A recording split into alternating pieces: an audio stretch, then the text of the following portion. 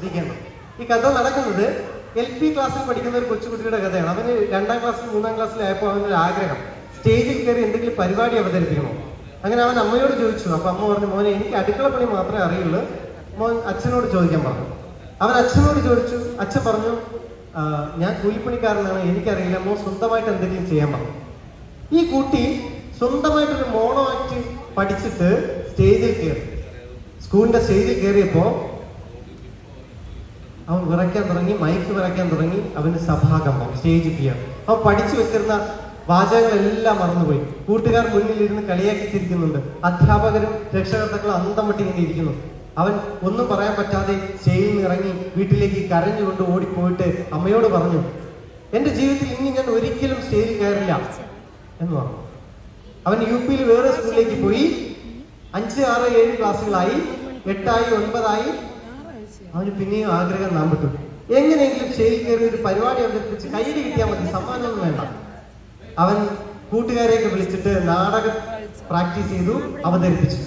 നാടകത്തിന്റെ റിസൾട്ട് ഇങ്ങനെ അവിടുത്തെ സാർ അനൗൺസ് ചെയ്തു, ഈ സ്കൂളിന്റെ ചരിത്രത്തിൽ ഇത്രയും മോശമായിപ്പെട്ടൊരു നാടകം ഇന്നേ വരെ ആരും അവതരിപ്പിച്ചിട്ടില്ല. 10ാം ക്ലാസ് പരീക്ഷ കാത്തു നിൽക്കുന്ന ആ പയ്യൻ കരഞ്ഞുകൊണ്ട് കൂട്ടുകാരോട് പറഞ്ഞു, ഞാൻ ഇന്ന് ആത്മഹത്യ ചെയ്യും, ഇനി എന്റെ ജീവിതത്തിൽ ഞാൻ സ്റ്റേജിൽ കയറില്ല. അവൻ വീട്ടിലേക്ക് ഓടി. ടീച്ചർമാർ വന്ന് സമാധാനിപ്പിച്ചു. 10ാം ക്ലാസ് പരീക്ഷ ചെയ്ത് പാസ്സായി. അവൻ +1, +2 വേറെ സ്കൂളിലേക്ക് പോയി. +1 ആയപ്പോ പിന്നെയും ആഗ്രഹം, ഇങ്ങനെ എന്തെങ്കിലും പരിപാടി അവതരിപ്പിച്ച് കയ്യടി കിട്ടിയാൽ മതി, സമ്മാനമൊന്നും ആകണ്ട. +2 ആയപ്പോ അവൻ മിമിക്രി പ്രാക്ടീസ് ചെയ്ത് സ്റ്റേജിൽ അവതരിപ്പിച്ചു. അവൻ അവിടെ ഫസ്റ്റ് കിട്ടി, സ്റ്റേറ്റിൽ പോയി 2nd വാങ്ങി. അവനൊരു കാര്യം മനസ്സിലായി, പേടിച്ച് ഒളിച്ചോടുന്നതല്ല സ്റ്റേജിൽ പെർഫോം ചെയ്യേണ്ടത്, നന്നായിട്ട് പ്രാക്ടീസ് ചെയ്ത് പിന്നെയും സ്റ്റേജിൽ അവതരിപ്പിക്കണമെന്ന് മനസ്സിലായി. അവൻ പിന്നെ പോയത് ഏഷ്യയിലെ ആദ്യത്തെ മാജിക് അക്കാദമി, പൂജപ്പുരയിലെ ഗോപിനാഥ് മുദ്യാർസിന്റെ മാജിക് അക്കാദമിയിൽ പോയി മാജിക് പഠിച്ചു. ഒട്ടനവധി രാജ്യങ്ങളിൽ പെർഫോം ചെയ്തു, ഒരുപാട് ചാനലുകളിൽ പെർഫോം ചെയ്തു.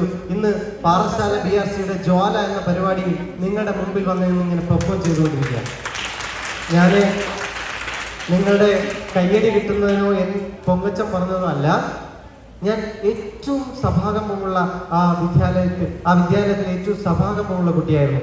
എന്തെങ്കിലും പറയണമെങ്കിൽ ഞാൻ വിക്കിയാ പറയുന്നത്. വീട്ടിൽ ആരെങ്കിലും വന്നാൽ ഞാൻ അമ്മയുടെ മാക്സിയുടെ പുറകിൽ ഒളിച്ചിരിക്കും. അവർ പോയിട്ടേ പിന്നെ കട്ടിലിനടിയിൽ മാക്സിയുടെ പുറകിൽ നിന്നൊക്കെ ഇറങ്ങി വരുള്ളൂ. ഞാൻ ഇന്ന് ഇവിടെ നിന്ന് നിങ്ങളുടെ മുമ്പിൽ ഇങ്ങനെ സംസാരിച്ചുകൊണ്ട് പെർഫോം ചെയ്യുന്നുണ്ടെങ്കിൽ ഒരൊറ്റ കാരണമേ ഉള്ളൂ, ഞാൻ മാജിക് പഠിച്ചു, ഞാനൊരു കലാകാരനാണ് എന്നുള്ളത്. ഞാൻ എൻ്റെ അച്ഛനും അമ്മമാരോട് പറയുന്നത്, എന്നെ കേൾക്കുന്ന അച്ഛനും അമ്മമാരോട് പറയുന്നത്, നിങ്ങളുടെ കുട്ടികൾ ഒരു പ്രകടനവും നടത്തുന്നില്ല എന്ന് നിങ്ങൾ വിഷമിച്ചിരിക്കുകയാണെങ്കിൽ തീർച്ചയായിട്ടും അത് തെറ്റാണ്. നിങ്ങളുടെ കുട്ടികളുടെ എല്ലാവരുടെയും മനസ്സിൽ ഏതെങ്കിലും ഒരു കലാകാരനോ കലാകാരിയോ ഉണ്ട്. അത് കണ്ടുപിടിച്ച് പരിപോഷിപ്പിക്കുന്നതിനാണ് BRCയും BRCയിലെ ട്രെയിനർമാരും ഒക്കെ ഇങ്ങനെ സദാസമയം 24 മണിക്കൂർ അവർ വീട്ടിൽ പോയാലും നിങ്ങളുടെ മക്കളെ കുറിച്ച് ആലോചിച്ചുകൊണ്ടിരിക്കുകയാണ്. തീർച്ചയായിട്ടും പാറശാല BRC പോലെ അല്ലെങ്കിൽ സ്റ്റേറ്റിലെ എല്ലാ BRCകളും ഇത്തരത്തിലുള്ള അധ്യാപക സമൂഹം കൊണ്ട് നിറഞ്ഞതാണ്. അവരുടെ സഹായം നിങ്ങൾ തേടി നിങ്ങളുടെ കുട്ടിയുടെ ഉള്ളിലുള്ള കലാപ്രകടനം എന്താണെന്ന് കണ്ടുപിടിക്കണം. അവർ ഒരു വേദിയിൽ നിന്ന് പെർഫോം ചെയ്യുമ്പോൾ ഉണ്ടാകുന്ന മാറ്റം വളരെ വലുതാണ്. ഞാൻ നേരത്തെ പറഞ്ഞു, ആ 4 കുട്ടികൾ ഒട്ടും പുറത്തിറങ്ങാത്ത കുട്ടികളായിരുന്നു. അവരിപ്പോ വേദികൾ എന്നോട് ചോദിച്ചുകൊണ്ടിരിക്കുകയാണ്, പുറത്തുള്ളവരോട് ചോദിച്ചുകൊണ്ടിരിക്കുകയാണ് പെർഫോം ചെയ്യുന്നതിന് വേണ്ടി. തീർച്ചയായിട്ടും ഇവരും അത്തരത്തിൽ ലോകമറിയുന്ന കലാപ്രകടനം നടത്തുന്ന കലാകാരന്മാരും കലാകാരികളും ആവുന്നതിൽ ഉറപ്പാണ്. അതിന് അച്ഛനും അമ്മമാരും വിചാരിച്ചാൽ മതി. നിങ്ങൾ കുറച്ച് സമയം അവർക്ക് വേണ്ടി കലാപ്രകടനം കണ്ടുപിടിക്കുക. ഇപ്പൊ നിങ്ങൾ സമയം ചെലവഴിക്കുന്നില്ല എന്നല്ല ഞാൻ പറയുന്നത്, ആ കലാരൂപം എന്താണ് അവരുടെ ഉള്ളിൽ നിന്ന് കണ്ടുപിടിക്കുക.